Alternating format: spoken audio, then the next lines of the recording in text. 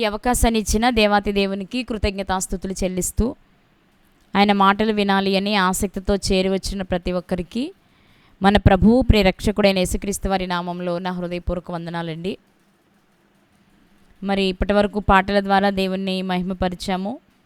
ప్రతి పాట యేసుక్రీస్తు ప్రభు వారి ద్వారా తండ్రి అయిన దేవునికే చెందాలి. అలాగే ఈ రాత్రి కొన్ని విలువైన సంగతులను మనం జ్ఞాపకం చేసుకుందామండి. ఈ రాత్రి నేను మీతో మాట్లాడబోయే విషయాలు ఒక రకంగా చెప్పాలి అంటే వివాహం చేసుకోబోయే వారికి చాలా ఉపయోగకరంగా ఉంటాయి.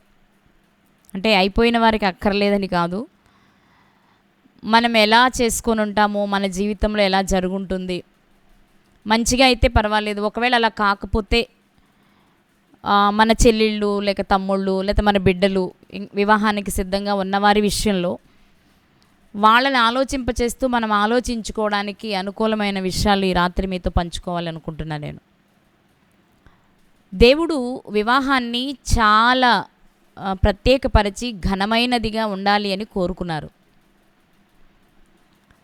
మనిషి జీవితంలో ఎన్నో వేడుకలు వస్తూ ఉంటాయి, కానీ వివాహానికి ఉన్న ప్రత్యేకత వేరు. ఎందుకు అంటే వివాహము అనే బంధం ద్వారా ఒకటి కాబడుతున్న దంపతులు లేక వధువరువులు లేక స్త్రీ పురుషులు అప్పటి వరకు వేరు ప్రాంతాల్లో ఉంటారు. అప్పటి నుంచి అంటే వివాహము అయిన దగ్గర నుండి వారి అభిరుచుల్లో మార్పును తెచ్చుకుంటూ, వారి ఆలోచనల్లో మార్పును తెచ్చుకుంటూ, ఒకరికి అనుకూలంగా ఒకరు బ్రతకాలి అన్న ఆలోచనతో ముందుకు వెళ్తూ ఉంటారు. ఇంకా చెప్పాలి అంటే వివాహం అంటే 20, 25, 30 సంవత్సరాల మధ్యలో చేసుకుంటాం. మిగిలిన శేష జీవితం అంతా ఆ జీవిత భాగస్వామితోనే గడపాలి. కాబట్టి మంచి భాగస్వామి వస్తే చాలా హ్యాపీగానే ఉంటుంది, కానీ మనని అర్థం చేసుకోలేని జీవిత భాగస్వామి అయితే మాత్రం ఆ ఇల్లు చాలా కష్టంగా గడుస్తుంది. ఒక రకంగా చెప్పాలంటే వాడుక భాషలో నరకంలా ఉంటుంది. కాబట్టి వివాహము అనేది అన్నీ అర్థం చేసుకోగలిగిన వయసు వచ్చిన తర్వాత పెద్దలు చెప్పే ఆలోచనలను కూడా స్వీకరించి అందరూ కలిసి చక్కని నిర్ణయంతో దేవుని చిత్తానుసారంగా చేసుకుంటే చాలా వరకు బాగుంటాయనే మనం అనుకోవచ్చు. ఈ రాత్రి వివాహం చేసుకోవాలి అనుకునేటప్పుడు మగపిల్లలైతే ఆడపిల్లల కుటుంబం ఆర్థికంగా బాగుందనో, లేక అమ్మాయి బాగా చదువుకుంది ఉద్యోగం చేస్తుందనో, లేకపోతే మన కట్నం బాగా ఇవ్వగలరనో, లేకపోతే ఆ ఆడపిల్ల ఇంటి వారికి మంచి పేరు ప్రత్యేకతలు అన్నీ ఉన్నాయనో వివాహం చేసుకుంటే చాలా నష్టపోవలసి ఉంటుంది, కొన్ని సందర్భాల్లో దుఃఖించవలసి ఉంటుంది అనడానికి బైబిల్ గ్రంథంలో నుండి ఒక 2 సందర్భాలను మీకు జ్ఞాపకం చేయాలి అనుకుంటున్నాను నేను. అందులో ఒక సందర్భం మీకు అందరికీ బాగా తెలుసు. బలవంతుడైనటువంటి సంసోను గారి జీవితంలోని ఒక స్త్రీ లేక సంసోను గారి భార్య. సంసోను గారు ఇశ్రాయేలు ప్రజలను ఫిలిస్తీన్ల చేతిలో నుంచి విడిపించడానికి పుట్టిన కారణజన్ముడు. ఆయనకు ఒక వయసు వచ్చిన తర్వాత తిమ్నాతు పట్టణానికి వెళ్ళడం, తిమ్నాతుని కుమార్తెను చూడడం, ఆమె ఆయనకు నచ్చడం, వెంటనే తల్లిదండ్రుల దగ్గరకు వచ్చి నాకు ఆమె నచ్చింది, నాకు వివాహం చేయమని అడగడం, చేసేది లేక వాళ్ళ చేతుల నుంచి విడిపించడం పుట్టాడు కాబట్టి దేవుని ప్రణాళికలు ఇది భాగమేమో అనుకున్న తల్లిదండ్రులు ఆ అమ్మాయినిచ్చి వివాహం చేయడం, ఇవన్నీ మీకు తెలిసిన విషయాలు. అయితే ఇక్కడ ప్రాముఖ్యమైన విషయం ఏంటి అంటే సంసోను గారు వివాహం చేసుకున్న తర్వాత, అంటే మీకు తెలిసిన విషయం కాబట్టి నేను స్టోరీలా చెప్పుకు వెళ్తున్నా. సంసోను గారు వివాహం చేసుకున్న తర్వాత ఆ దేశపు మర్యాద ప్రకారం పొడుపు కథలు వేయడం, ఆ పొడుపు కథ సంసోను గారి జీవితంలో జరిగిన దానినే ఒక కథగా వాళ్ళకి వినిపించటం, చివరి దినం అంటే వాళ్ళు గడువు పెట్టిన దినము వరకు చెప్పలేకపోవడం, కానీ ఆఖరి నిమిషంలో సంసోను గారి భార్య ద్వారా నిజాన్ని తెలుసుకున్న వారు సమాధానాన్ని సంసోను గారికి చెప్పడం. ఇక సంసోను గారు నేను నా దూడతో దున్నకపోతే ఇలా ఏది కాదు కదా అనుకున్నారు. వాళ్ళకి ఇచ్చిన మాట ప్రకారం ఇవ్వాల్సిన వస్త్రాలను వాళ్ళకి అప్పగించేయడం మనకు తెలుసు. అయితే తరువాత జరిగిన విషయం ఏంటి అంటే, సంసోను గారు ఇది జరిగిన తర్వాత తన ఇంటికి వెళ్ళారు. తన భార్యను అత్తగారు మామగారి ఇంటి దగ్గరే వదిలిపెట్టి తన ఊరు వెళ్ళారు. ఆయన తిరిగి వచ్చేలోపు సంసోను గారి భార్యను సంసోను గారి స్నేహితునికి ఇచ్చి వివాహం చేశాడు తిమ్నాతు. ఇక్కడ మనం జ్ఞాపకం చేసుకోవాల్సిన విషయం ఏంటి అంటే, సంసోను గారు వివాహం చేసుకున్న తరువాతే కదా తన ఇంటికి వెళ్ళాడు. వచ్చేలోపే వాళ్ళ మామగారు చేసిన పని అంటే సంసోను గారికి ఇవ్వడం ఆయనకి ఇష్టం లేదు, తప్పదు కాబట్టి, బలవంతుడు కాబట్టి వివాహం చేశాడే కానీ సంసోను గారికి తన కుమార్తెని ఇవ్వడం ఇష్టం లేదేమో అని అనిపిస్తుంది మనకి. అయితే ఇక్కడ జరిగిన విషయాన్ని ఒకసారి మనం ఆలోచన చేస్తే, సంసోను గారు వచ్చే లోపు జరిగింది ఏంటి అంటే, న్యాయాధిపతుల గ్రంథము 15వ అధ్యాయము 1 నుండి 2 వచనాలు చదువుకుందాం. న్యాయాధిపతుల గ్రంథము 15వ అధ్యాయము 2 వచనాలు 1 నుండి.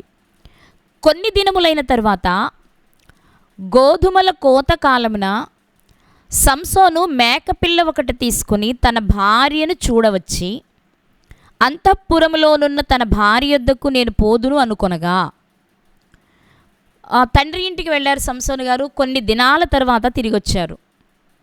ఆ వచ్చిన దినాలు ఎప్పుడు అంటే గోధుమల కోతకాలం. ఒక మేకపిల్లని తీసుకుని తన భార్యను చూడడానికి మామగారింటికి వచ్చారు సంసోను గారు. రావడమే అంతఃపురంలో ఉన్న తన భార్య దగ్గరికి వెళ్ళాలి అనుకున్నారు. అంటే ఒక మంచి స్థితి కలిగిన కుటుంబం అనేది మనకు అర్థమవుతుంది. అంతఃపురంలో ఆమె ప్రత్యేకంగా ఉంది అంటే మంచి ఆర్థికంగా మంచి స్థితి కలిగిన కుటుంబం. చెప్పాలంటే ఫిలిస్తీన్ల సర్దారుల్లో ఒకరై ఉండొచ్చేమో తిమ్నాతు గారు. అయితే తన భార్యను చూడడానికి వెళ్ళాలి అనుకోగానే ఏం జరిగింది అంటే 2వ వచనం, ఆమె తండ్రి లోపలికి అతన్ని వెళ్ళనీయక, నిశ్చయముగా నీవు ఆమెను ద్వేషించితివనుకుని నీ స్నేహితునికి ఆమెను ఇచ్చి తిని అని చెప్పాడు. సంసోను గారిని చూడగానే వాళ్ళ మామగారు చెప్తున్నారు, నువ్వు ఆ రోజు వేగంగా కోపంగా వెళ్ళిపోయావు కదా, చాలా రోజులు రాలేదు కదా, బహుశా నా కూతురు చేసిన పని నీకు నచ్చలేదేమో, ఆమె మీద నీకు కోపం వచ్చి ఆమెను ద్వేషిస్తూ ఆమెను వదిలిపెట్టి వెళ్ళిపోయావేమో అనుకున్నాను నేను. కాబట్టి నా కుమార్తెను నీ స్నేహితునికే వేరే వ్యక్తికి ఇచ్చి వివాహం చేశాను అని చెప్పాడు. ఆ మాట వినగానే సంసోను గారికి చాలా బాధ, కోపం వచ్చేసాయి. ఎందుకంటే చాలా ఇష్టపడి ఆమెను నచ్చే కదా వివాహం చేసుకున్నారు, తల్లిదండ్రులను ఒప్పించుకొని అంతా జరిగించుకొని. ఇప్పుడు సడన్గా ఎలాంటి కారణము అంటే జరిగిపోయింది కానీ నేను కోపగించుకున్నాను, ఇక నీవు నాకు వద్దు, నిన్ను వదిలిపెట్టేస్తున్నాను, నీ దారి నీది, నా దారి నాది అని చెప్పేం వెళ్ళలేదు సంసోను గారు. కోప్పడ్డారు, వెళ్ళిపోయారు. కోప్పడి వెళ్ళిపోయినంత మాత్రాన ద్వేషించి వదిలేస్తారని కాదు కదా. కానీ తిమ్నాతు గారు ఎలా ఆలోచించారు అంటే, ఇక వెళ్ళిపోయాడు, నా అల్లుడు రాడు, నా కూతురికి మంచిగా వేరే పెళ్లి చేయాలి అని, అంటే ఎక్కువ కాలం గడపక మునిపే తన కుమార్తెను వేరొక వ్యక్తికి ఇచ్చి వివాహం చేశాడు. ఈ రాత్రి మనం గమనించవలసిన విషయం ఏంటి అంటే, ఇప్పుడు సంసోను గారి భార్యను వివాహం చేసుకున్న ఆ 2వ వ్యక్తిని గురించి మనం ఈరోజు ఆలోచించాలి. ఇక్కడ వరకు మనకు తెలిసిందే. ఈ వివాహం చేసుకునేటప్పుడు ఆ వ్యక్తి ఏం ఆలోచించుంటాడు, మరి అతని ఆలోచన చక్కగా సక్రమంగానే నడిచిందా, అది మనం ఆలోచించాలి. వివాహము చేసుకునేటప్పుడు అతనికి ఉన్న ఆలోచన ఏంటి, ఆ ఆలోచన సరైనదేనా, కాకపోతే జరిగే నష్టం ఏంటి అనేది ఇక్కడ ఆలోచించాలి. ఇప్పుడు మరొక వ్యక్తి, ఇంకా చెప్పాలంటే సంసోను గారి స్నేహితుడు సంసోను గారి భార్యను వివాహం చేసుకున్నాడు. సంసోను గారి మామగారే ఆమెకు వివాహం చేశారు. అయితే ఆయన ఎప్పుడైతే వచ్చారో తన భార్య వేరొకరి భార్య అయిపోయింది అని గ్రహించాడో సంసోను గారికి విపరీతమైన కోపం వచ్చింది. మనకు తెలుసు కదా, 300 నక్కలను తీసుకొని వాటి తోకలు ముడిపెట్టి దివిటీని పెట్టి మొత్తం పొలమంతా నాశనం చేయించింది ఈ సన్నివేశం జరిగిన తర్వాతే. ఇప్పుడు అంత కోపం రావడం వలన ఏం జరిగింది అంటే, ఇక్కడ ఒకసారి మనం గమనించినట్లయితే 15వ అధ్యాయము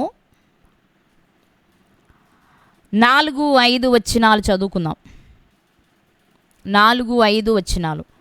పోయి 300 నక్కలను పట్టుకుని దివిటీలను తెప్పించి తోకతట్టు తోకను త్రిప్పి 2 తోకల మధ్యన ఒక్కొక్క దివిటీని కట్టి ఆ దివిటీలో అగ్ని మండచేసి ఫిలిస్తీన్ల గోధుమల చేలలోనికి వాటిని పోనిచ్చి పనల కుప్పలను, పైరును, ద్రాక్ష తోటలను, ఒలీవ తోటలను తగలబెట్టెను.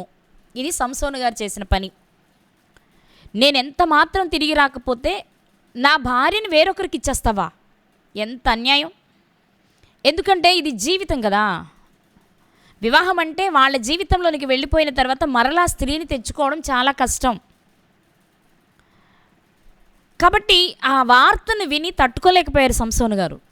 వెంటనే 300 నక్కలు, చాలాసార్లు మాట్లాడుకున్నాం, ఆయన బలానికి సాదృశ్యం కనిపిస్తుంది ఈ సందర్భం. అసలు నక్కంటేనే జిత్తులు మారివి ఎటుబడితటి పారిపోతూ ఉంటాయి, పిలిస్తే వస్తాయా? కానీ 300 నక్కలను పట్టి తెచ్చి ఒక్కొక్క దాన్ని వెనక్కి తిప్పి 2 తోకలు కలిపి ముడేసి ఆ ముడి మధ్యలో దివిటీని పెట్టి వెలిగించి వదిలిపెట్టారు. అంటే ఆయన బలాన్ని మనం ఇక్కడ జ్ఞాపకం చేసుకోవాలి, శక్తిని జ్ఞాపకం చేసుకోవాలి.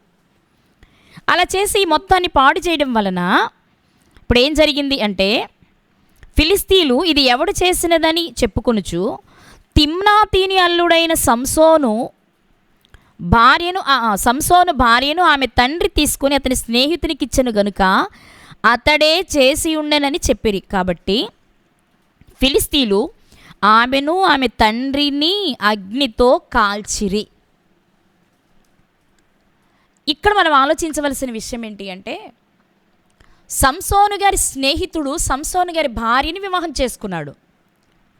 చేసుకునేటప్పుడు అతని ఆలోచన ఏమై ఉంటుంది అంటే, తిమ్నాతికి అప్పటికే ఫిలిస్తీన్లో ఒక మంచి గుర్తింపు ఉంది. అలాంటి వ్యక్తి కూతుర్ని నేను వివాహం చేసుకుంటే మంచి పేరు ప్రఖ్యాతులు, అల్లుడుగా గౌరవ మర్యాదలు నాకు బాగా లభిస్తాయి అని మాత్రమే ఆలోచించాడు తాను.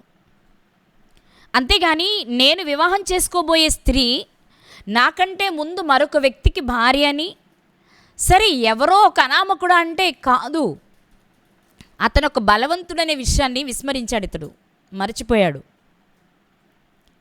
ఈరోజు మనం ఆలోచించవలసిన విషయం ఏంటి అంటే, మరి అప్పుడు విడాకులు పద్ధతిని ఏమి ఇక్కడ ఆచరించినట్టు మనకు కనిపించదు.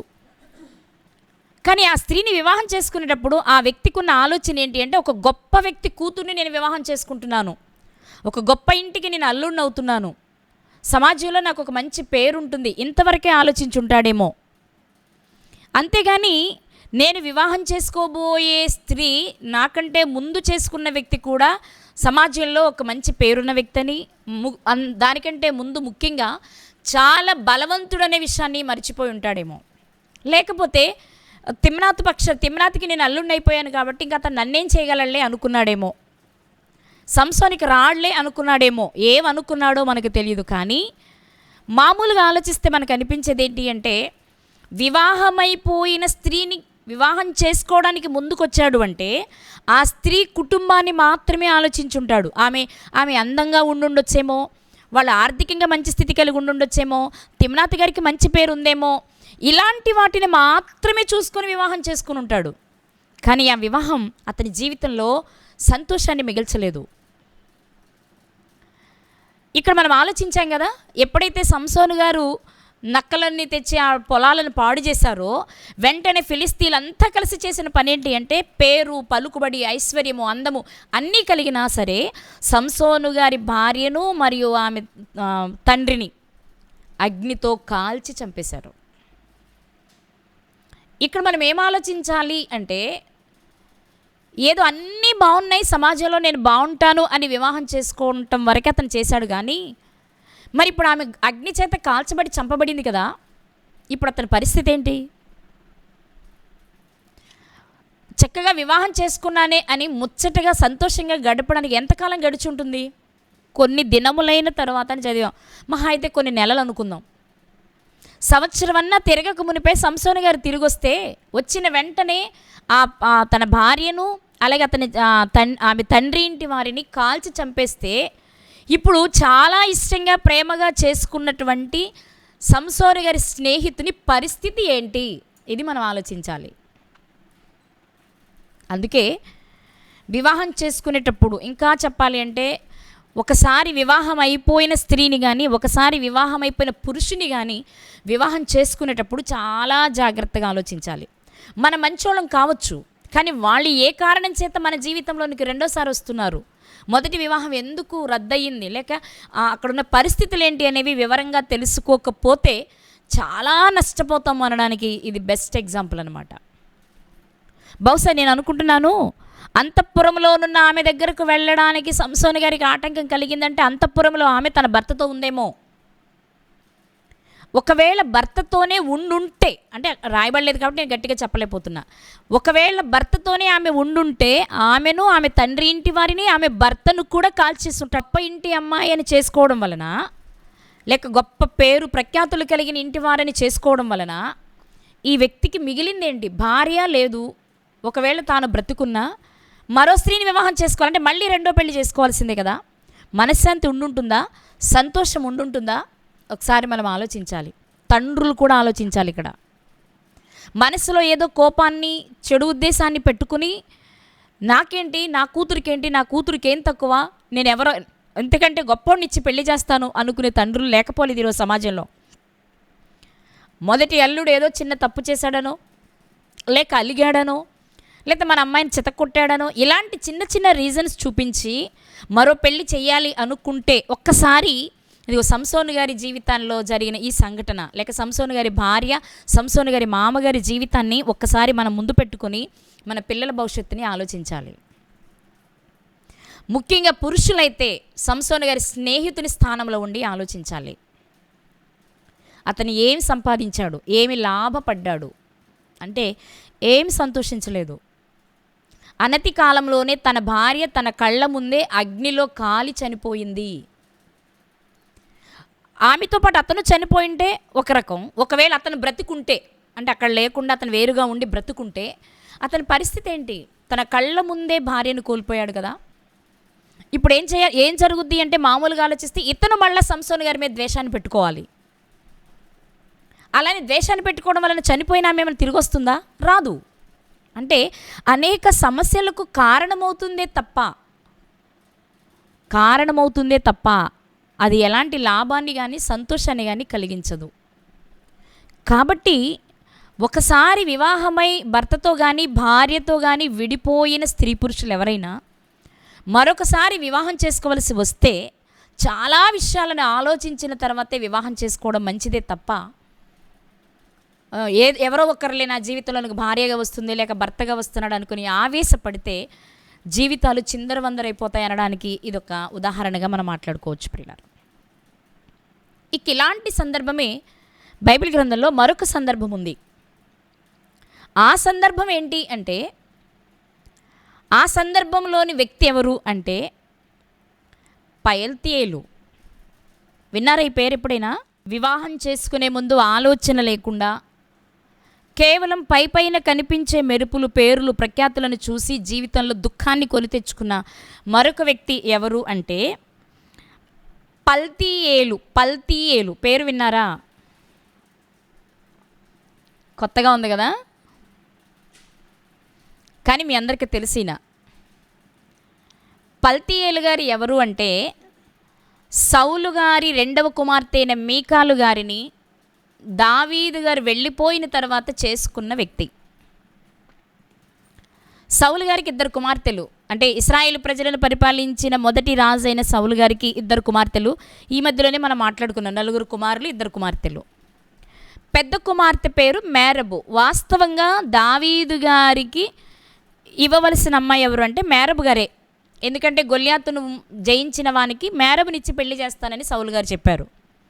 కానీ దావీదు గారికి ఎప్పుడైతే మంచి ప్రశంసలు లభించాయో చూసి సహించలేని సౌలు గారు ఏం చేశారంటే మేరబు గారిని తీసుకెళ్ళి అద్రియేలు గారికి ఇచ్చి పెళ్లి చేసేసారు. వాళ్ళిద్దరికి 5 కుమారులు పుట్టారు. ఆ తర్వాత వాళ్ళని రిస్పా గారి కుమారులతో పాటు మేరబు గారి కుమారులు కూడా ఉరి తీయడం, ఇది గతంలో మనం మాట్లాడుకున్న విషయాలు. దావీదు గారి కాలంలో కరువు వచ్చినప్పుడు గిబియోనీల విషయంలో జరిగిన విషయాలు అంటే తెలుసు కాబట్టి టూకీగా చెప్తున్నా. ఇక మేరబు గారిని ఎప్పుడైతే అద్రియేలు గారికి ఇచ్చి వివాహం చేశారో, వాస్తవం చెప్పాలంటే ఎన్నో కలలు కనుంటారు మేరబు గారు. ముందే వాళ్ళ తండ్రి మాట ఇచ్చాడు కాబట్టి ఎవరైతే గొల్యాతును ఓడిస్తాడో వాళ్ళకి నాకు కుమార్తెనిస్తానన్నప్పుడు ఒక బలవంతుడికి నేను భార్యను కాబోతున్నాను ఎన్నో కలలు కనుంటుందామే. కానీ ఆ కలలన్నీ కలలుగానే మిగిలిపోయాయి. ఆ బెంగతోనే చనిపోయిందనేది చాలామంది పండితుల అభిప్రాయం. అయితే అదే సమయంలో జరిగింది ఏంటి అంటే మేరబు గారి తర్వాత మరో కుమార్తె ఉంది సౌలు గారికి, ఆమె పేరే మీకాలు, మనకు తెలుసు కదా. ఆమె దావీదు గారి మీద మనసు పెట్టుకుంది. అబ్బా బలవంతుడు, మా అక్క చేసుకోలేకపోయింది, మా నాన్న ఇచ్చేశాడు, కానీ నేను ఏదో రకంగా చేసుకుంటే బాగుంటుంది, అందగాడు, బలవంతుడు, గుణవంతుడు, భక్తి కలిగినవాడు, ఇలాంటి వ్యక్తి అయితే చాలా బాగుంటుంది అనుకున్నారేమో. మీకాలు గారు ఆయన మీద ఇష్టపడ్డారు, ప్రేమించారు. ఇవన్నీ మీకు తెలిసిన విషయాలు. ప్రేమించింది కాబట్టి ఇప్పుడు సౌలు గారు ఏమనుకున్నారు అంటే దావీదును చంపడానికి ఇదొక మార్గం అనుకుని మీకాలు గారిని దావీదు గారికి ఇచ్చి పెళ్లి చేయడానికి సిద్ధపడి తన పనివారిని పిలిచి చెప్పాడు, దావీదికి నా చిన్న కుమార్తెని ఇవ్వడానికి నాకు ఇష్టంగా ఉంది, ఈ వార్తను మీకు తీసుకెళ్ళి చెప్పండి అతనికి అని. వాళ్ళు వెళ్ళి మాట్లాడారు. అప్పుడు సౌలు గారు ఒక మాట చెప్పారు, 100 ముందోళ్ళు, ఫిలిస్తీన్ల 100 ముందోళ్ళు తెచ్చిస్తే నా కుమార్తెని ఇస్తానని చెప్పాడు. దాన్ని చాలా సవాలుగా తీసుకున్న దావీదు గారు 100 ముందోళ్ళు తీసుకొచ్చి మీకాలు గారిని వివాహం చేసుకున్నారు. ఇప్పుడు మీకాలు గారు దావీదు గారికి భార్య అయిపోయారు. కానీ సౌలు గారి ఆలోచన మాత్రం దావీదు గారిని చంపాలి. ఈ ఆలోచనతోనే ఆయన పరిగెడుతూ ఉన్నప్పుడు ఒకానొక దినమందు దావీదు గారు ఇంట్లో ఉండగా సౌలు గారు పనివాళ్ళు చెప్పారు, బాబు దావీదు ఇంటి దగ్గరే ఉన్నాడు, మరి ఇదే అవకాశం నీకు చంపడానికి అన్నప్పుడు తీసుకొచ్చే. ఎందుకు ఇంటి దగ్గర ఉన్నాడు అంటే అతను బాగాలేదు, హెల్త్ బాగాలేదు కాబట్టి ఇంటి దగ్గర ఉన్నాడని చెప్పారు. అయితే పలకరించడానికి వస్తున్నట్లుగా వేషం వేసుకొని దావీదు గారిని ఇంటికి తీసుకొచ్చామని పనివాళ్ళని పంపించారు. ఆ విషయాన్ని గ్రహించినటువంటి మీకాలు గారు ఏం చేశారంటే అక్కడ ఒక గృహదేవత బొమ్మను పెట్టి దానిపైన గొర్రెబొచ్చును పెట్టి దానిపైన దుప్పటిని కప్పేసి దావీదు గారిని కిటికీ గుండా బయటకు పంపించేశారు ఆమె. ఇక్కడ మనం ఆలోచిస్తే మీకాలు గారు దావీదు గారిని చాలా ప్రేమించారు. ముందు ప్రేమించారు, వివాహం చేసుకున్న తర్వాత కూడా ప్రేమించారు. అందుకే సమయం చూసి తన భర్తను కాపాడుకోవడం కోసం బ్రతికుంటే నువ్వు ఎక్కడో చోట క్షేమంగా ఉంటే నాకు అంతే చాలు, ఇక్కడుండి మా నాన్న చేతిలో నువ్వు చనిపోవడం నాకు ఇష్టం లేదు అనుకుని బయటికి పంపించింది ఆమె. వెళ్ళిపోగానే సౌలు గారు వచ్చారు, చూశారు, కోపోద్రికుడు అయ్యాడు, మనకు తెలుసు కదా. మరి నువ్వెందుకు అలా చేసావంటే మరి నన్ను చంపేస్తానన్నాడు నాన్నగారు, మరి నన్ను ఏం చేయమంటారని చెప్పింది ఆవిడ. ఇంకా ఈ ఆవేశంలో కోపంలో ఆయన చేసిన పని ఏంటి అంటే ఈ మీకాలు గారిని తీసుకుని వెళ్ళి ఒక వ్యక్తికి, పల్తీయేలు అని పేరు చెప్పాను కదా, ఆ వ్యక్తికి ఇచ్చి వివాహం చేశారు. ఆ మాటను ఒకసారి మీకు చూపిస్తా, మిగిలినంతా స్టోరీలానే చెప్తాను, విషయం మాత్రం ఒకసారి చూపిస్తాను. సమూయేలు మొదటి గ్రంథము 25వ అధ్యాయము 44వ వచనం. సమూయేలు మొదటి గ్రంథము 25వ అధ్యాయము 44వ వచనం. సౌలు తన కుమార్తె అయిన మీకాలు అను దావీదు భార్యను పల్తీయేలను గల్లీము వాడైన లాయిష్ కుమారునికి ఇచ్చి ఉండెను. ఈ సందర్భం ఎందుకు వ్రాయబడింది అంటే నాబాలు గారి భార్య అయిన అబీగయలు గారు, నాబాలు గారు చనిపోయిన తర్వాత దావీదు గారి దగ్గరకు భార్యగా వచ్చారు.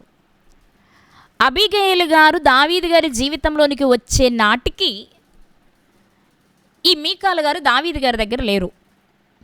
ఎందుకంటే ఈమె మరొక వ్యక్తికి వివాహం చేయబడింది, భార్యగా వెళ్ళిపోయింది. ఇప్పుడు మనం ఆలోచించాలి పల్తీయేలు గారిని గురించి. మనం ముందు ఆలోచించిన వ్యక్తి ఎవరు అంటే సంసోను గారి స్నేహితుడే. మరి సంసోను గారి బలం అతనికి తెలియదా అంటే సంసోను గారి బలము కన్నా, సంసోను గారి భక్తి కన్నా, సంసోను గారికి ఉన్న ధైర్యం కన్నా తిమ్నాతుకు సమాజంలో ఉన్న పేరు, గౌరవం మాత్రమే చూసుకుని ఉంటాడు. అందుకే మరొక వ్యక్తి భార్య అని తెలిసినా ఆమెను తన జీవితంలో తెచ్చుకోవడానికి ఇష్టపడ్డాడు, పెళ్లి చేసుకున్నాడు, నష్టపోయాడు. పల్తీయేలు గారి దగ్గరకు వద్దాం. అద్రియేలు గారు, పల్తీయేలు గారు తోడలుళ్ళు. మేరబు గారి భర్త అద్రియేలు, మీకాలు గారి భర్త పల్తీయేలు గారు. ఇతను ఎవరు అంటే గల్లీము వాడేనంటే గల్లీము అనే ప్రాంతానికి చెందిన లాయిష్ అనే వ్యక్తికి కుమారుడు. లాయిష్ గారి కుమారుడు పల్తీయేలు గారు అనమాట. ఇతనికి ఇచ్చి వివాహం చేసేసాడు. ఇప్పుడు మనం పల్తీయేలు గారిని గురించి ఆలోచన చేద్దాం. ఇతను కూడా ఏమి చూసి మీకాలు గారిని వివాహం చేసుకుని ఉంటాడు? ఇతనికి మొదటి వివాహమే అయ్యుండొచ్చేమో, అంటే ఎక్కడ వ్రాయబడలేదు కాబట్టి. మొదటి వివాహమే అయినా మీకాలు గారిని చేసుకోవాల్సిన అవసరం ఏంటి? ఇతనికి ఎవరు పిల్లలు దొరకరా? ఇతని అందానికి తగిన అందగత్తెలు దొరకరా? ఇతని స్థితికి తగిన స్థితిమంతులు దొరకరా? దొరుకుతారు కదా. మరి మీకాలు గారిని ఎందుకు చేసుకున్నాడు? ఇంకా మేరబు గారన్న అయితే దావీదు గారిని వివాహం చేసుకోలేదు, మాటిచ్చారు కానీ వివాహం జరగలేదు ఆమెకు. కానీ మీకాలు గారు దావీదు గారిని వివాహం చేసుకుంది, భార్య. మనం చదువుకున్నప్పుడు కూడా దావీదు భార్యను అనే మాట కనిపించింది, మీకాలు అను దావీదు భార్యను అనే మాట కనిపించింది. మరి దావీదు గారికి భార్య అయిన ఆమెను తీసుకొని పల్తీయేలు గారు వివాహం చేసుకోబోతున్నప్పుడు తర్వాత నా పరిస్థితి ఏంటి అని ఆలోచన ఎందుకు రాలేదు? మళ్ళీ దావీదు వస్తే, దావీదు ఎంత బలవంతుడు, గొల్యాతునే చంపిన ధీరుడు కదా, మహామహులను ఓడించినవాడు కదా, చిన్న వయసులోనే భయభక్తులు కలిగినవాడు కదా, రూపానికి అందగాడు కదా, ఇన్ని లక్షణాలు కలిగిన వ్యక్తి కదా. అన్నిటికంటే ముఖ్యంగా పల్తీయేలు గారికి అర్థం అవ్వాల్సిన విషయం ఏంటి అంటే, దావీదు అంటే ఒక శూరుడు, బలవంతుడు. మామ తరుముతుంటేనే ఎక్కడ చంపడానికి అవకాశం దొరకకుండా పరుగు తీసినవాడు, అరణ్యంలో చిక్కకుండా తిరిగినవాడు కదా. మరి అలాంటి వ్యక్తి భార్యని ఇప్పుడు నేను చేసుకుంటే నా పరిస్థితి ఏంటి? అతను బలవంతుడు కదా, గొల్యాతు లాంటి వాళ్ళని చంపినవాడు కదా. ఒకవేళ నేను చేసుకున్నానని తెలిస్తే నా మీద ఫైట్ చేస్తే నా పరిస్థితి ఏంటి అని ఆలోచన ఎందుకు రాలేదు? సంసోను గారి స్నేహితుల్లానే ఆలోచించుంటాడు. అతను కూడా సంసోను గారికి స్నేహితుడంటే సంసోను గారు ఫిలిస్తీన్లని ఎలా చంపుతున్నాడు కదా. పొడుపు కథ వేసినప్పుడు కూడా ఆ పొడుపు కథ విప్పిన వారి ఆ స్నేహితుల గుంపులో అతను కూడా ఉండుండొచ్చు. ఆ పొడుపు కథ యొక్క విషయం ఏంటంటే, ఇది నా జీవితంలో నిజంగా జరిగిన సంఘటన, ఒక సింహాన్ని నేను ఇలా చీల్చాననే చెప్పుంటాడు కదా సంసోను గారు. అన్ని విన్నవాడు అతని భార్యను నేను వివాహం చేసుకుంటే నా పరిస్థితి ఏంటి అని ఎందుకు ఆలోచించలేకపోయాడు? అంతే, మనం చదువుకుంటాం కదా, దేవుని వలన పుట్టనివి కొన్ని 3 ఉన్నాయి: శరీరాశ, నేత్రాశ, జీవపుడంబం. జీవపుడంబము అనే దానిలో పడిపోయిన వాడిని బయటకు తేవడం చాలా చాలా కష్టం. శరీరాశలో నుంచి బయటకు తేవచ్చేమో, నేత్రాశలో నుంచి బయటకు తేవచ్చేమో, కానీ జీవపుడంబం అనే దానిలో పడిపోయిన వారిని తేవడం మాత్రం కొంచెం కష్టంతో కూడుకున్నదే. అక్కడ సంసోను గారి భార్యను చేసుకున్న వ్యక్తి అంటే పేరు ఇవ్వలేదు కాబట్టి అతను ఆలోచించింది కూడా ఏంటంటే, తిమ్నాతు కూతుర్ని నేను పెళ్లి చేసుకోబోతున్నా, బలవంతుడైన సంసోను భార్యని నేను పెళ్లి చేసుకోబోతున్నా అనేది మాత్రమే చూసుకున్నాడు. ఇప్పుడు ఇక్కడ పల్తీయేలు గారిని చూసుకున్నా కూడా మనకు అదే కనిపిస్తుంది. గొల్యాతును చంపిన ధీరుడు దావీదు, అతని భార్యను నేను వివాహం చేసుకుంటే నా పరిస్థితి ఏంటి అని ఆలోచించలేకపోయాడు. కానీ సౌలు రాజు, మహారాజు, ఇశ్రాయేలీయులకు మొదటి చక్రవర్తి కదా, బహు అందగాడు కదా, మా మామగారు భాగ్యవంతుడు కదా. ఒక భాగ్యవంతుని రాజకుమార్తెని వివాహం చేసుకుంటే రాజు ఇంటికి నేను అల్లుడుగా వెళ్తే అబ్బా నా పేరు ఎంత పెరుగుతుంది, నాకెంత ఘనకీర్తికి లభిస్తుంది అని మాత్రమే చూసుకున్నాడు తప్ప ఆమె ముందు భర్త బలవంతుడు, నా జీవితం అతని చేతిలో ఏమైపోతుందో అని ఆలోచించుకోలేకపోయాడు. ఫలితం ఏం జరిగింది అంటే, కొద్ది రోజులు పోయిన తర్వాత సౌలు గారు మరణించారు. ఆ రాజ్యాన్ని సౌలు గారి సైన్యాధిపతి సోదరుడు అయిన అబ్నేరు గారు సౌలు గారి మిగిలిపోయిన అంటే చనిపోగా మిగిలిపోయిన కుమారుడిని ఇష్వి లేదా ఇష్బోషెత్ రాజుగా చేసిన తరువాత, ఇష్బోషెత్ చిన్నగా మాట్లాడాడు, తేలికగా మాట్లాడాడు రిస్పా గారి విషయంలో. కోపాన్ని తెచ్చుకున్నటువంటి అబ్నేరు గారు దావీదు గారి దగ్గరికి వెళ్ళారు. రాజా, సౌలు గారు చనిపోయాడు, అతని కుమారుని రాజుని చేశాను కానీ అతని మీద తిరుగుబాటు చేస్తున్నాడు. దేవుడు నీకు ముందే సెలవిచ్చాడు కదా, ఇశ్రాయేలు ప్రజలందరినీ నీ చేతికి అప్పగిస్తానని. మరి ఆ మాట మీద నువ్వు కట్టుబడి ఉంటే నేను ఇశ్రాయేలీయులందరినీ నీ వైపు త్రిప్పుతాను, మన ఇద్దరం కలిస్తే అని మాట్లాడడానికి వెళ్ళాడు. మాట్లాడినప్పుడు దావీదు గారు చెప్పిన మాట ఒకసారి మనం చూడాలి. ఇప్పుడు సమూయేలు 2వ గ్రంథము 3వ అధ్యాయము, సమూయేలు 2వ గ్రంథము 3వ అధ్యాయములో మనం చూసుకుందాం. 12వ వచనం నుండి చదువుకుందాం. 12వ వచనం చదువుకుందాం. అబ్నేరు తన తరపున దావీదునొద్దకు దూతలను పంపి, ఈ దేశం ఎవరిది? నీవు నాతో నిబంధన చేసిన యెడల నేను నీకు సహాయము చేసి ఇశ్రాయేలు వారందరినీ నీ తట్టు త్రిప్పెదనని వర్తమానము పంపగా, దావీదు గారు అతనికి సమాధానం పంపిస్తున్నారు. ఏమనంటే, మంచిది, నేను నీతో నిబంధన చేసేదను, అయితే నీవు ఒక పని చేయవలెను. నేను నీతో నిబంధన చేయాలి అంటే అబ్నేరు నువ్వు ఒక పని చేయాలి. అదేంటి అంటే, నా దర్శనమునకు నీవు వచ్చినప్పుడు, ఇప్పుడు వర్తమానం పంపించారు కదా, రేపు నువ్వు నా దగ్గరికి రావాలి కదా, మాట్లాడుకోవడానికి నా దగ్గరకు వచ్చినప్పుడు, నా దర్శనమునకు వచ్చినప్పుడు సౌలు కుమార్తెగు మీకాలును నా యొద్దకు తోడుకొని రావలెను. వస్తేనే నీకు దర్శనం, లేదా నీకు దర్శనం దొరకదు. అబ్నేరు, నీతో సమాధాన పడడానికి నేను ఇష్టపడుతున్నాను, నీ మాటలను నేను అంగీకరిస్తున్నా, ఇశ్రాయేలు ప్రజలందరికీ నేను రాజుగా ఉండడానికి నేను ఇష్టపడుతున్నా, నువ్వు నాతో మాట్లాడడానికి రావచ్చు, కానీ నువ్వు రావాలంటే ఒక కండిషన్. ఎందుకంటే నా జీవితాన్ని నీ యజమానుడైన సౌలు గారి కుటుంబ జీవితం బాగా ఎరిగినవాడు కదా నువ్వు. నేను ఎంత కష్టపడితే మీకాలు నాకు భార్య అయిందో నీకు బాగా తెలుసు. కాబట్టి నువ్వేం చేస్తావంటే, నేను కష్టపడి సంపాదించుకున్న నా భార్యను సౌలు గారు బ్రతికుండగా వేరే వాడికి ఇచ్చేశాడు, అది నాకు అనవసరం. నేను 100 ముందోళ్ళతో సంపాదించుకున్న భార్యని నువ్వు తిరిగి నా దగ్గరకు తెస్తేనే నువ్వు నా దర్శనానికి రా, లేకపోతే వద్దు. 14వ వచనం చదువుతున్నాను. సమూయేలు 2వ గ్రంథం 3వ అధ్యాయం 14వ వచనం. మరియు దావీదు సౌలు కుమారుడు ఇష్బోషెతు వద్దకు దూతలను పంపి, ఇష్బోషెతు ఇంకా బ్రతికే ఉన్నాడు అప్పటికి, ఫిలిస్తీన్లలో 100 మంది ముందోళ్ళను తెచ్చి నేను పెళ్లి చేసుకొని మీకాలు నాకు అప్పగింపమని చెప్పుడనగా, ఇష్బోషెతు దూతను పంపి లాయిషు కుమారుడు పల్తీయేలను దాని పెనిమిటి యొద్ద నుండి మీకాలును పిలువనంపెను. దాని పెనిమిటి బహూరీము వరకు దాని వెనుక ఏడ్చుచూ రాగా, అబ్నేరు నీవు తిరిగి పొమ్ము అనెను. కనుక అతడు వెళ్ళిపోయెను. రాజకుమార్తె కదా, అందగత్తె కదా, సౌందర్యవతి కదా, నాకు భార్య అవుతుంది కదా, నేను ఆ ఇంటికి అల్లుడిని అవుతాను కదా, చిన్నల్లుడిని ముద్దులల్లుడిని అవుతాను కదా అనుకుని ఉంటాడు పల్తీయేలు గారు. కానీ అతని జీవితంలో ఇలాంటి భయంకరమైన రోజు ఒకటి వస్తుందని ముందు ఊహించలేదు. ఏం జరుగుతుంది ఇప్పుడు? అబ్నేరు గారు దావీదు గారి దగ్గరికి వెళ్ళాలి అంటే ఇప్పుడు మీకాలు గారు కావాలి. అప్పుడు అబ్నేరు గారు ఏం చేశారు అంటే ఇష్బోషెతు కబురు పంపారు. ఇష్బోషెతు ఎవరు అంటే మీకాలు గారి సహోదరుడు, సౌలు గారి కుమారుడు. ఇప్పుడు ఇష్బోషెతు అబ్నేరు గారు ఇద్దరు కలిసి పల్తీయేలు గారి దగ్గర నుండి మీకాలు గారిని తిరిగి తీసుకొస్తున్నారు. ఏంటి ఆమె ఏమన్నా ఆట బొమ్మ? దావీదు గారికి ఇవ్వాలి అనుకున్నప్పుడు దావీదు గారికి చేసేసి, దావీదు గారు లేరు అనగానే పల్తీయేలు గారికి ఇచ్చేసి, ఇప్పుడు మళ్ళీ దావీదు గారు అడిగారు అనగానే పల్తీయేలు గారి దగ్గర నుంచి లాక్కొచ్చేయడానికి ఆమె ఏమైనా బొమ్మ? ఆమెకంటే ఒక జీవితం లేదా? ఆమెకంటే ఆలోచనలు, కోరికలు ఉండవా? ఒకసారి ఆలోచించండి. ఉంటాయి, కానీ ఇక్కడ ఒక్కసారి మనము ఆమె జీవితానికి వచ్చి నేను ఈరోజు మాట్లాడాలనుకోవట్లా, పల్తీయేలు గారి జీవితాన్ని మనం ఆలోచించాలి. ఇప్పుడు పల్తీయేలు గారు ఏం చేస్తున్నారు? తన భార్య కోసం చాలా దూరం ఏడ్చుకుంటూ వస్తున్నాడట. అదేంటి, నా భార్య నా దగ్గర నుంచి మీరు ఎలా తీసుకెళ్తారు? నా దగ్గర నుంచి తీసుకెళ్ళడానికి మీకు రైట్ ఎక్కడది? నేను వివాహం చేసుకున్నాను అని గట్టిగా మాట్లాడాలి కదా. ఎందుకు మాట్లాడలేకపోతున్నాడు అంటే, ఆల్రెడీ అతనికంటే ముందు దావీదు గారు మీకాలు గారికి భర్త కాబట్టి,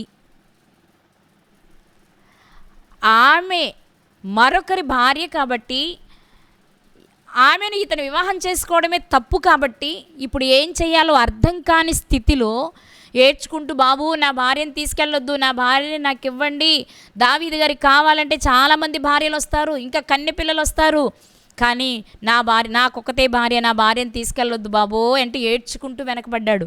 కానీ ఏమీ చేయలేడు. ఈ ఏడ్పేదో ఆమెను చేసుకునేటప్పుడే ఆలోచిస్తే బాగుండేది కదా. నిజంగా దావీదు పారిపోయాడే తప్ప ఈమె వద్దనుకొని వదిలించుకోవాలని వెళ్ళిపోలేదు కదా.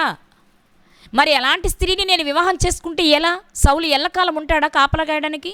సౌలు గారు ఎల్లకాలం ఉంటారా దావీదు గారి చెర నుండి పల్తీయేలు గారిని కాపాడడానికి? ఇవేమీ ఆలోచించలేదు పల్తీయేలు గారు. ఆయన ఆలోచించింది ఏంటి అంటే, నేను వివాహం చేసుకోబోయే అమ్మాయి ఒక రాజకుమార్తెని పెళ్లి చేసుకుంటున్నా, నేను దారిట నడుచుకుంటూ వెళ్తుంటే ఎవరైనా చూసే సౌలు గారు చిన్నల్లుడు అని చెప్పుకుంటారు, నా మామ నాకు చాలా ఆస్తినిస్తాడు, ఎందుకంటే అతను ఒక భాగ్యవంతుడు కాబట్టి అనుకున్నాడే తప్ప, నాకంటే ముందు ఆమెను వివాహం చేసుకున్న వ్యక్తి ఒక బలవంతుడు, సూర్యుడు, భక్తి కలిగిన వాడు, జీవితంలో ఎప్పుడైనా మరలా తిరిగి నా మీద అటాక్ చేస్తాడేమో, లేక దానివల్ల ఎలాంటి నష్టమైనా నాకు కలుగుతుందేమో అనే ఆలోచన తనకు రాకపోవడం అనేది చాలా బాధాకరమైన విషయం. ఎందుకు బాధాకరమైన విషయం అని అంటున్నాను అంటే, ఈ సంఘటన జరిగేటప్పటికి చరిత్రలో సంసోను గారి జీవితంలో ఒక సంఘటన జరిగింది.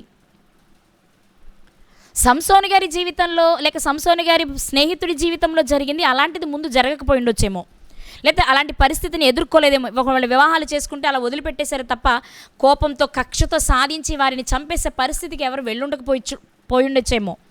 మరి అలాంటి సంఘటన జరిగినప్పుడు పల్తీయేలు గారు మీకాలు గారిని వివాహం చేసుకునేటప్పుడు, ఓకే సౌలు గారు మంచోడే, సౌలు గారు రాజకుటుంబమే, సౌలు గారి కుమార్తెని చేసుకుంటా, సౌలు గారి కుమార్తె మంచిదే, అందగత్తే, నాకు ఉపయోగపడుతుంది, నాకు భార్య అవుతుందిలే. కానీ సంసోను గారి లాంటి వాడే కదా దావీదు కూడా, బలం విషయంలో, ధైర్యం విషయంలో.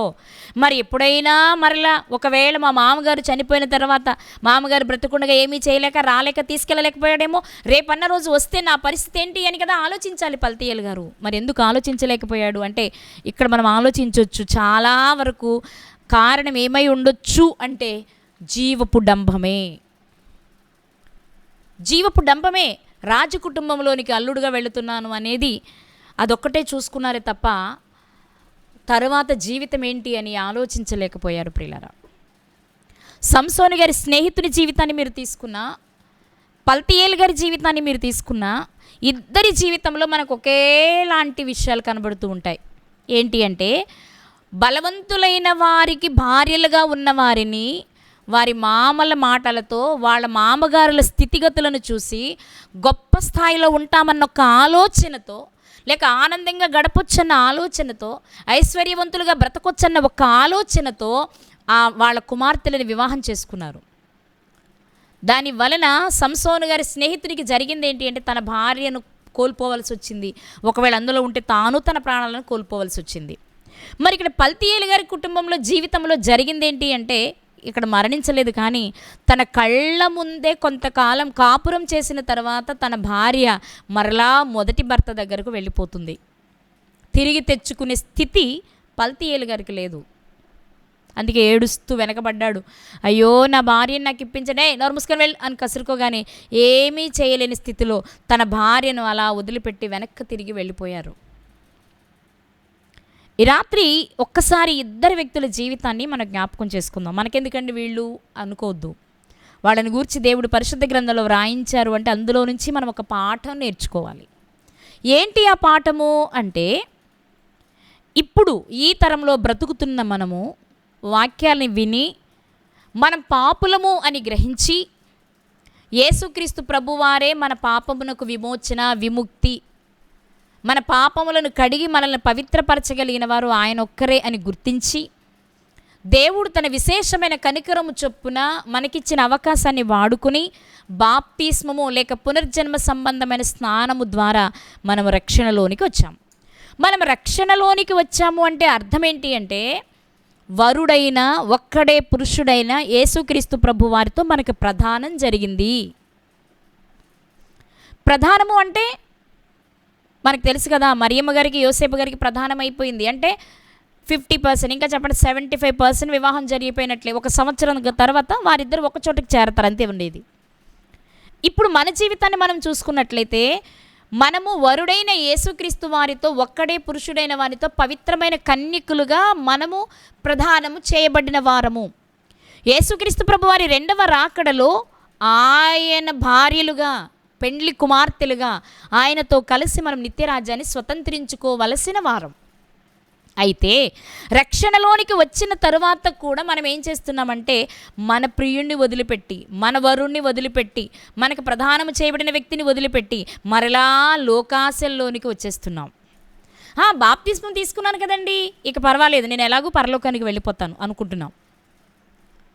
అనుకుని శరీరాశకో, నేత్రాశకో, జీవపు డంబానికో లొంగిపోయి అపవాది పెట్టే వాటిలో, అపవాది చెరలోనికి వెళ్ళిపోయి లోకాశలను, శరీరాశలను నెరవేర్చుకోవడానికి ప్రయత్నం చేస్తూ ఉన్నాం. ఈ రాత్రి ఇప్పటి వరకు విన్న విషయాలను బట్టి మనం ఆలోచించవలసిన విషయం ఏంటి అంటే, నీవు లోక సంబంధంగా ఏ పని చేస్తున్నా, శరీర సంబంధంగా నువ్వు ఏ పని చేస్తున్నా, భూ సంబంధమైన కార్యక్రమాలు, దేవునికి నచ్చని కార్యక్రమాలు నువ్వు ఏది చేస్తున్నా, ఆ క్షణం నీకు గుర్తుకు రావాల్సింది ఏంటి అంటే, నేను ఆల్రెడీ ఒక వ్యక్తితో ప్రధానము చేయబడిన దానను. నన్ను ప్రధానం చేసుకున్న వ్యక్తి బలవంతుడు, నన్ను ప్రధానం చేసుకున్న వ్యక్తి శూరుడు, నన్ను ప్రధానం చేసుకున్న వ్యక్తి గొప్పవాడు. ఇప్పుడు నేను ఏయో పిచ్చి పిచ్చి వేషాలు వేస్తూ అపవాదికి అనుకూలంగా, అపవాది చెరలోనికి వెళ్ళి అపవాదికి అనుకూలంగా బ్రతుకుతూ ఉంటే, అపవాది కంటే బలము కలిగినటువంటి క్రీస్తు వస్తే నా పరిస్థితి ఏంటి? లోకములో ఉన్న వారందరికంటే గొప్పవాడు కదా యేసుక్రీస్తు ప్రభువారు. ఆయనకు కదా మనం ప్రధానం చేయబడింది. అందుకే కొరింథీయులకు రాసిన 2వ పత్రిక 11వ అధ్యాయంలో పౌలు గారు సంఘాన్ని ఉద్దేశించి మాట్లాడుతున్నప్పుడు ఒక మాట చెప్పారు, అది చూసుకుందాం మనకు అవసరం కాబట్టి. కొరింథీయులకు రాసిన 2వ పత్రిక 11వ అధ్యాయము 2వ వచనం 2-3 కూడా చదువుకుందాం. దేవాసక్తితో మీ ఎడల ఆసక్తి కలిగి ఉన్నాను, ఎందుకనగా పవిత్రురాలైన కన్యకునుగా ఒక్కడే పురుషునికి అనగా క్రీస్తుకు సమర్పింపవలెనని మిమ్మల్ని ప్రధానము చేసి తిని. కొరింథీలో ఉన్న సంఘంతో చెప్తున్నారు ఆయన, మిమ్మల్ని అందరినీ వాక్యము చేత బలపరిచి ఒక్కడే పురుషుడైన క్రీస్తుకు పవిత్రమైన కన్నికగా మిమ్మల్ని అప్పగించాలని, మిమ్మల్ని సమర్పించాలని కోరి నేను చేస్తే, సర్పము తన కుయుక్తి చేత హవ్వను మోసపరిచినట్లు మీ మనస్సులను చెరుపబడి క్రీస్తు ఎడలనున్న సరళత నుండి, పవిత్రత నుండి ఎట్లనూ తొలగిపోవునేమో అని నేను భయపడుతున్నా. ఎందుకో తెలుసా? అలా తొలగిపోతే బలవంతుడైనా, మీ స్వపురుషుడైనా, లేక మీ ప్రధానము చేయబడిన ఆ క్రీస్తు వస్తే పరిస్థితి చాలా భయంకరంగా ఉంటుంది. ఎలా ఉంటుంది? ఎలా ఉంటుంది? బలవంతుడైన సంసోను గారు వచ్చినప్పుడు అతని భార్య, ఆమెను చేసుకున్న వ్యక్తి, ఆమెను ఇచ్చిన తండ్రి కుటుంబం ఎలా ఉందో ఒకసారి చూడు. అలాగే సౌలు గారి కుమార్తె అయిన మీకాలు గారిని చేసుకున్నటువంటి పల్తీయేలు గారిని ఒకసారి జ్ఞాపకం చేసుకో. ఎందుకంటే పల్తీయేలు గారు చేసుకున్న మీకాలు మొదటి భర్త దావీదు గారు బహుబలవంతుడు కాబట్టి. ఇప్పుడు నువ్వు రక్షించబడి, ప్రధానము చేయబడి, ఆయనకు వధువుగా ఏర్పాటు చేయబడి, ఇక రేపో మాపో వచ్చి నిన్ను తీసుకొని కాపురానికి వెళ్ళాలని ఆయన అనుకుంటుంటే, లోక సంబంధంగా మాట్లాడుతున్నా అని వెళ్ళాలని ఆయన అనుకుంటుంటే, ఈలోపే నువ్వు దుకాణం మార్చేసి మరొకరిని నీ జీవితంలోనికి నువ్వు ఆహ్వానిస్తే బలవంతుడైన ఆయన వచ్చి ఊరుకుంటాడా? ఒకసారి ఆలోచించండి. ఈరోజు రక్షించబడ్డాము అనుకున్నవారు, బాప్తిస్మం తీసుకున్నాము అనుకున్నవారు, తీసుకున్నాం చాలు అని ఆగిపోయిన వారితో దేవుడు మాట్లాడుతున్న విషయం ఇది. నేనేదో కొంచెం బైబిల్ చదువుకుంటున్నానులేండి, నేనేదో నాకు వచ్చిన ప్రార్థన చేసుకుంటున్నానులేండి, ఏవో 4 మాటలు నాకు తెలిసిన వారికి నేను చెప్తున్నానులేండి, ఇది సరిపోతుంది అనుకుంటున్నావా? సరిపోతుందో లేదో నువ్వు చెప్పడం కాదు. ఒకసారి తూచుకో, కొలుచుకో, నీ ఆధ్యాత్మిక స్థితి ఎలా ఉందో ఆలోచన చేసుకో. నువ్వు ఆల్రెడీ ప్రధానము చేయబడిన దానవనే సంగతిని మరిచిపోవద్దు. ఒకవేళ మరచిపోయి నువ్వు బ్రతుకుతుంటే నీ ఇష్టానుసారంగా, అది నీకు ప్రమాదమే. నువ్వు ఎవరి ఊబిలో, ఎవరి ఉచ్చులో, ఎవరి ఉరిలో నువ్వు పడి ఉన్నావో వాళ్ళకి ప్రమాదమే. వాళ్ళకంటే ఎలాగూ అపవాదికి ఏర్పాటు చేయబడింది అగాధమే కాబట్టి ఓకే, కానీ ఎక్కువ ప్రమాదం ఎవరికంటే మనకే. ఎందుకంటే మనలను ప్రత్యేకపరుచుకొని, పవిత్రపరుచుకొని, మనకు జీవితాన్ని ఇచ్చి భార్యగా, వధువుగా మనలను చేసుకుని, తండ్రి ఎదుట మనల్ని పవిత్రంగా నిలబెట్టాలని కోరుకుంటున్న యేసుక్రీస్తు మనం అనుకునే లోకంలో అందరికంటే బలవంతుడు కాబట్టి ఆయనే తిరిగి వస్తే, అప్పటికి నువ్వు ఇంకా రక్షించబడి కూడా లోక సంబంధంగానే బ్రతుకుతూ ఉంటే, అన్నిటిని ఈజీగా తీసుకోవడం, అంతా నాకు తెలుసులే అనుకోవడం, నా సంగతి కూడా దేవునికి బాగా తెలుసులేండి, నాకున్న పరిస్థితులన్నీ ఆయనకి తెలుసులే అనుకుని దేవుని మీద నెట్టేయడం, నీకెవరైనా చెప్తూ ఉన్నా, నిన్నెవరైనా సరిచేయాలి అనుకుంటున్నా వారి మాట వినడానికి ఇష్టపడకపోవడం, ఇలాంటివన్నీ ఎవరు చేసే పనులు అంటే పల్తీయేలు గారు, అలాగే సంసోను గారి స్నేహితుడు లాంటి వారిలా మనం మార్చబడతాం. వారి లాంటి బ్రతికే మన బ్రతికైపోతుంది. అయితే సమస్తాన్ని కోల్పోవలసి వస్తుంది. లేకపోతే మనకు మిగిలేది కన్నీరే అవుతుంది. ఏడ్చుచూ వెళితే వెనక్కి పంపించేశారంట అబ్నేర్ గారు అతన్ని. ఇక్కడ మనం ఆలోచన చేస్తే, క్రీస్తును అంగీకరించి, క్రీస్తును పోలి, క్రీస్తును ధరించి, క్రీస్తు స్వరూపము కలిగి బ్రతకవలసిన మనము పేరుకు మాత్రమే క్రైస్తవులను పిలిపించుకుంటూ మన క్రియలన్నీ లోక సంబంధంగా జరుగుతూ ఉంటే ఆయన చూస్తూ సహించడు. మనకిచ్చేదేంటో తెలుసా? సంసోను గారి భార్య అగ్నితో కాల్చబడింది. అంటే మనము అగ్నిగుండానికే వెళ్ళిపోవలసి ఉంటుంది. మరి పల్తీయేలు గారికి మిగిలిందేంటి? ఏడ్పు, కన్నీరు. అగ్నిగుండంలో ఉండేదేంటి? నరకమున అగ్ని ఆరదు, పురుగు చావదు, అక్కడ ఏడ్పును పండ్లు కొరుకుట మాత్రమే ఉంటుంది. అంటే నువ్వు రక్షించబడకపోయినా అక్కడికే వెళ్తావు. రక్షణలోనికి వచ్చి క్రీస్తు సంబంధిగా మారి, ఆయనకు వధువుగా మారి, ఆయన కొరకు ఏర్పాటైన పవిత్రమైన కన్యకలా ఉండవలసిన నీవు నీ పవిత్రతను కోల్పోయి బ్రతుకుతుంటే, మరొకరు సొత్తుగా నువ్వు మారిపోతే, పవిత్రమైన తన రక్తం అనే వెల ఇచ్చి నిన్ను కొన్న ఆయన ఊరికే వదిలిపెట్టేస్తాడా? వదలరు ప్రియులారు. ఈ రాత్రి మనం గుర్తుపెట్టుకోవాల్సిన విషయం, ఎందుకయ్యా వాళ్ళ జీవితాలను దేవుడు పరిశుద్ధ గ్రంథంలో రాయించాడు అంటే మన బ్రతుకులు అలా ఉన్నాయి, సరిచేసుకోమని చెప్పడానికే. ఏం మిగిలింది పల్తీయేలు గారికి? ఏం మిగిలింది? తన దగ్గరకు వచ్చింది అంటే వచ్చిన వాళ్ళు ఆలోచిస్తే అర్థమవుతుంది, పల్తీయేలు గారికి వలన కూడా మీకాల గారికి పిల్లలు పుట్టలేదు, ఇంకా పిల్లలు పుట్టలేదు. నన్ను అడిగితే ఇక్కడ సంసోను గారి చేసుకున్న భార్య, సంసోను గారి భార్యకి కానీ మీకాల్ గారి కానీ మనం ఆలోచిస్తే ఆ కాలం కాబట్టి తల్లిదండ్రులకు ఎదురు చెప్పలేక వాళ్ళు చెప్పినట్టు వివాహాలు చేసుకుని ఉంటారేమో. కానీ వారిని వివాహాలు చేసుకున్న, రెండవసారి వివాహాలు చేసుకున్న పురుషులు ఆలోచించవలసిన విషయం ఇది. అయితే మన దగ్గరకు వచ్చేటప్పటికి స్త్రీ అని పురుషుడని భేదం లేదు. రక్షణ పొందిన వారంతా, యూదుడని లేదు, గ్రీసు దేశస్థుడని లేదు, స్త్రీ అని లేదు, పురుషుడని లేదు, ఎవరైనా క్రీస్తులోనికి బాప్తిస్మం పొంది క్రీస్తును ధరించుకున్న వారందరికీ ఒక్కటే గతి. అదేంటి అంటే, ఎప్పుడైతే క్రీస్తులోనికి నీవు వచ్చావో ఇక నువ్వు క్రీస్తు సొత్తుగా బ్రతకవలసిందే తప్ప ఆయనను విడిచిపెట్టి లోకం వైపు నువ్వు పరుగులు తీస్తూ ఉంటే ఎవ్వరు సహించరు. ఈ రోజుల్లో లోకంలో ఉన్న మనుషులే భర్త ఉండగా మరొకరితో కానీ, లేదా భార్య ఉండగా మరొకరితో కానీ తిరుగుతుంటేనే సహించలేని కాలం ఈ రోజుల్లో ప్రస్తుతం కదా. భౌతికంగానే, మరి ఆధ్యాత్మికంగా నీ కొరకు విలువైన తన ప్రాణాన్ని త్యాగం చేశారు యేసుక్రీస్తు వారు. దేవునికి ప్రియమైన కుమారుడైన నిన్ను నన్ను కాపాడుకోవడానికి, అలాంటి పవిత్రమైనటువంటి ఆ రక్తాన్ని చిందించడానికి, ప్రియమైన తన కుమారుని ఈ లోకానికి పంపడానికి తండ్రి చేసిన త్యాగం నీకు గుర్తుకు రావట్లేదా? వాటన్నిటినీ ప్రక్కన పెట్టి నేను నా ఇష్టానుసారంగా బ్రతుకుతాను అంటే మనకి మిగిలేది నరకమున అగ్ని ఆరదు, పురుగు చావదు, ఏడ్పును పండ్లు కొరుకుతూ ఉన్న చోటుకి మనం వెళ్ళవలసి ఉంటుంది ప్రియులారా.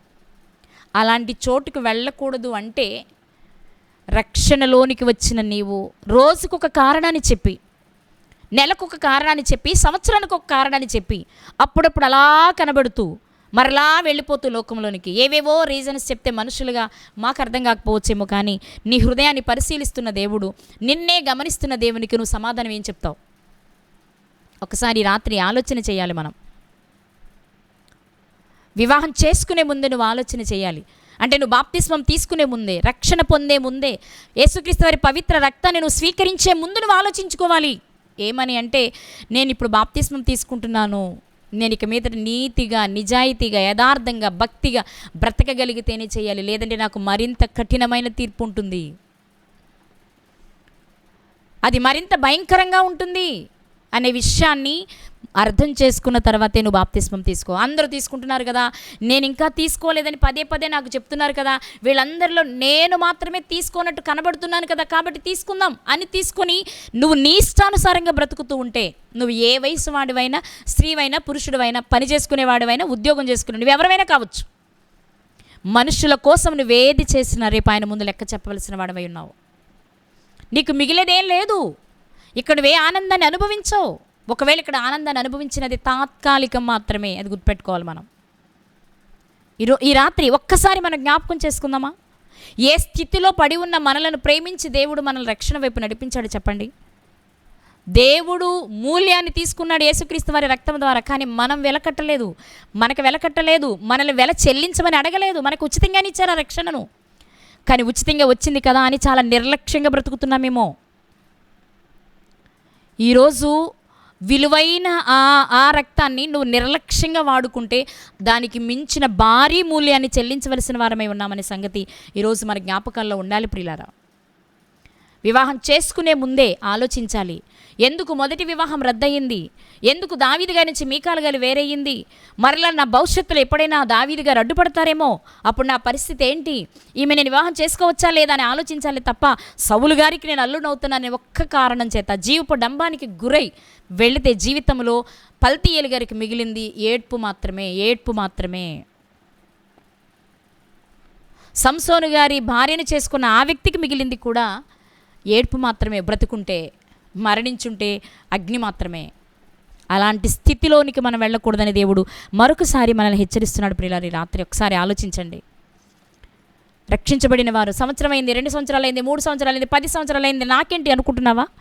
దేవుని పనిని నిర్లక్ష్యపరుస్తూ, దేవునికి ఇవ్వవలసిన సమయాన్ని ఇవ్వకుండా, దేవునితో గడపవలసిన సహవాసం లేకుండా, నీ ఇష్టానుసారంగా బ్రతికేస్తూ, పేరుకు మాత్రమే 10 ఏళ్ల క్రితం నేను బాప్తిసం తీసుకున్నానని వారం వచ్చి ప్రభు బలలో చేపెడుతూ ఉంటే ప్రతి సన్నివేశాన్ని చూస్తున్నాడు ఆయన. నువ్వు నిష్కారణంగా, అకారణంగా నువ్వు చేస్తున్న ప్రతి పనిని చూస్తున్నాడు. నేను ఆదివారం మనం మాట్లాడుకున్నాం కదా, ప్రభు బలలో చేయి పెట్టే ప్రతి ఒక్కరూ కాళ్ళు కడుక్కుంటేనే బలలో చేయి పెట్టాలి. అంటే నువ్వు ఈ వారమంతా నువ్వు చేసిన వాటిల్లో మాట ద్వారా కానీ, తలంపు ద్వారా కానీ, క్రియ ద్వారా కానీ నువ్వు ఏదైనా తప్పు చేస్తుంటే కడుక్కొని రావాలి. నీ సహోదరులతో ఎవరితోనైనా నీకు విరోధం ఉంటే క్షమాపణ అడిగితేనే బలలో చేపెట్టాలి. ఇది మొదటిది. 2, నువ్వు పని చేస్తేనే బలలో చేపెట్టాలి. ఈ 2 లేకుండా నేను బలలో చేపెట్టగలిగాను, రొట్టె ద్రాక్షరసం తీసేసుకుంటున్నాను ఎందుకయ్యా అంటే 10 ఏళ్ల క్రితమే నేను బాప్తిస్మం తీసుకున్నానని కారణాలు చెప్తే మన జీవితం పల్తీయేలు గారి జీవితంలానే ఉంటుంది అని చెప్తున్నారు దేవుడి రాత్రి. ఒకసారి ఆలోచిస్తావా? లోక సంబంధమైన ప్రతి కార్యక్రమానికి విలువనిస్తున్నావా? లోకంలో ఉన్న ప్రతి మనిషికి విలువనిస్తున్నావా? దేవునికి తప్ప, దేవునికి ఇచ్చే సమయాన్ని తప్ప? నేను దేవునికి మాత్రం ఇవ్వలేదనుకుంటున్నావేమో, కానీ దేవుడు నీ జీవితంలో చేసిన ప్రతి కార్యాన్ని నువ్వు నిర్లక్ష్యపరుస్తున్నట్లే ఆయన దృష్టికి కనిపిస్తుంది. అరే 50 కోట్ల కణాలలో ప్రత్యేక పరిస్థితి ఎందుకేనా అని నిన్ను చూసి బాధపడుతున్నాడేమో ఆయన. 60-70 సంవత్సరాల జీవితాన్ని ఇచ్చింది ఎందుకేనని బాధపడుతున్నారేమో ఆయన. నా ప్రియమైన కుమారుని రక్తాన్ని ఉచితంగా ఇచ్చింది ఎందుకేనని బాధపడుతున్నారేమో ఆయన. అంతేకాదు పవిత్రమైన ఆ రక్తాన్ని తీసుకోవడానికి ఏమీ ఆలోచించకుండా ముందు వెనుక లేకుండా వచ్చి చేపెట్టేస్తున్నాడే.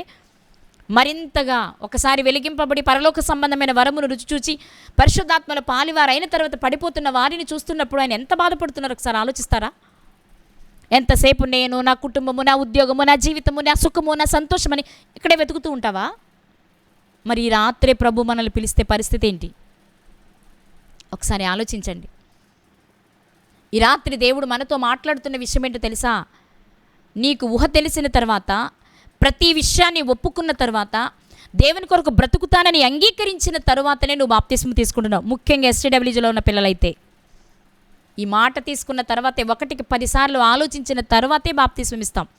ఆ రోజు ఆవేశంతో ఒప్పుకొని ఈరోజు నువ్వు నిష్టానుసారంగా బ్రతుకుతూ ఉంటే ఈరోజు దేవుడు మనకి జ్ఞాపకం చేస్తున్నారు సంసోను గారి స్నేహితుడిని, అలాగే సౌలు గారి చిన్న అల్లుడైన పల్తీయేలు గారిని. వాళ్ళిద్దరు చూసిన తర్వాతైనా మనలో మార్పు రాకపోతే వారికి పట్టిన పరిస్థితి, వారికి పట్టిన గతే మనకి పడుతుంది ప్రియులారా. అలాంటి స్థితికి వెళ్ళాలని దేవుడు కోరుకోవట్లేదు. కాబట్టి ఈ రాత్రి మరొకసారి మనకు జ్ఞాపకం చేస్తున్నారు. ఒకసారి వెనక్కి తిరిగి చూసుకుందామా? నేను ఏ స్థితిలో ఉన్నాను? రక్షించబడ్డాను అనుకుంటున్నాను కానీ మరలా పడిపోయానా? నేను దేవుని దగ్గరికి వచ్చాను అనుకుంటున్నాను కానీ మరలా లోకంలోని పాపంలోను నేను సాతాను బంధకాల్లోని పడి ఉన్నానా అని నేను తిరిగి లేవాలని నువ్వు అనుకుంటే చాలు, దేవుడు తన చేతినిచ్చి నేను లేపడానికి సిద్ధంగా ఉన్నాడు. లోబడనొల్లని ప్రజల వైపు దినమెల్లా తన చేతులు చాచి ఎదురు చూస్తున్నాడు ఆయన. మరి ఆయన చేతిలో నీ చేయి పెట్టగలవా? నీ పాపాన్ని కడుక్కుని రాగలవా ఆయన దగ్గరకు? వస్తే మన జీవితం ఆనందంగా ఉంటుందండి, ఆహ్లాదంగా ఉంటుంది. అగ్నితో మనకు పని ఉండదు. చీకటి లేని, ఆకలి లేని, బాధలు లేని ఆ మహాలోకంలో దేవునితో సంతోషించే అవకాశం ఉంటుంది. లేదండి ఈ లోకంలో ఈ జీవితమే నాకు బాగుంది, ఇలాగే నేను జీవిస్తాను అంటే నీ ఇష్టం. బలవంతం ఎవ్వరూ చేయరు. జీవం మరణం 2 దేవుడు మన ముందు పెట్టారు. ఏది కావాలో ఒకసారి ఆలోచించండి. ఈ లోకంలో పేరుంటే చాలు, ఈ లోకంలో ఘనత ఉంటే చాలు, ఈ లోకంలో గొప్ప సంపాదించుకుంటే చాలు అని ఒకవేళ పరిగెడుతున్నావేమో, ఒక్కసారి సంసోను గారి స్నేహితుడిని పల్తీయేలు గారిని జ్ఞాపకం చేసుకో. ఆ స్థితికి వెళ్ళాలని కోరుకోకు. కానీ క్రీస్తుతో ప్రధానము చేయబడిన నీవు ఆ క్రీస్తు వచ్చినప్పుడు పవిత్రమైన కన్యకగా ఆయనను ఎదుర్కొని, బుద్ధిగల కన్యకలా ఆయనను ఎదుర్కొని ఆయనతో కలిసి ఆ పెండ్లి విందులో పాల్గొనడానికి మనమంతా సిద్ధపడాలని కోరుకుంటూ నా ఈ మాటలు ముగిస్తున్నానండి. ఒకసారి ఆలోచించుకోండి, మంచి నిర్ణయాన్ని తీసుకోండి. ఈ రాత్రి మరొకసారి దేవుని ఎదుట మన ఆలోచనలను, మన స్థితిగతులను పెడదాం. ఒకవేళ ఇప్పటికే పడిపోయింటే క్షమాపణ అడుగుదాం. మంచిగా ఉంటే ఇలాగే అంతం వరకు కొనసాగాలి అని దేవుని వేడుకుందాం. మంచి ఆలోచనలు కలిగిన వారమై ఈ మాటలను మన హృదయంలో పదిలపరుచుకొని వాక్యానుసారంగా జీవిద్దాం. అలాంటి కృప దేవుడు మనందరికీ దయచేయునుగాక. ఆమెన్.